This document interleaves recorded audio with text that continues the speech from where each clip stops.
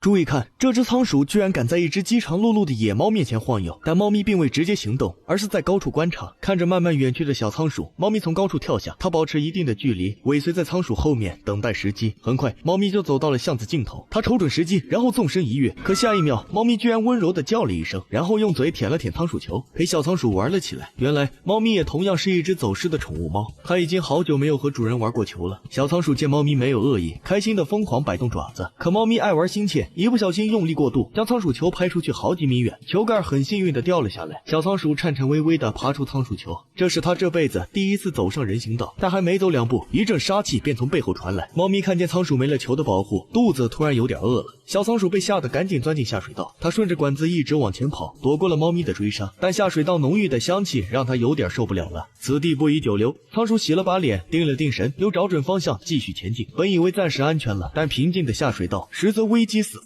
地上下起暴雨，洶湧的洪水即將淹沒這裡。機智的小倉鼠趕緊鑽進管道躲避。然而下一秒，小倉鼠雖然會游泳，但水流實在太急，它玩了命的往前跑，總算在被淹沒之前跑到了高處。但還沒等它喘口氣，更大的危險便緊隨而至。成千上萬的黑老鼠被水沖了下來，它們是下水道的本地戶口，成群結隊，看見什麼就吃什麼。細皮嫩肉的小倉鼠對它們來說就是一頓小點心。一時間，小倉鼠被嚇得呆住了。還好腿比腦子快，在黑老鼠撲過來之前，它拔腿就跑。密密麻麻的老鼠向它湧來，稍微慢一點，小倉鼠就要被淹沒，被啃得渣都不剩。小倉鼠跑不動了，剛停下來喘口氣，後面的老鼠差點咬住它的尾巴，它嚇壞了，玩了命加速往前狂奔，沒想到卻跑進了死路，前面是深不見底的洪水。它試探着往前摸索，尋找求生的機會。幸好愛笑的鼠叔運氣真的不會太差，洪水衝過來一塊泡沫，小倉鼠趕緊爬了上去，一陣浪打來，帶着泡沫和它順流而下。追來的老鼠被困在水裡動彈不得，小倉鼠又躲過一劫。它順着水流飄啊飄，繞過漩渦和管道，穿過最危險的深水區，來到了下水道的出口。看見久違的光亮，聞到空氣的清香，小倉鼠高興極了，它果斷鑽出柵欄，縱身一躍回到地面。然而就在落地的一瞬間，3000米外，一隻飢餓的雄鷹發現了它。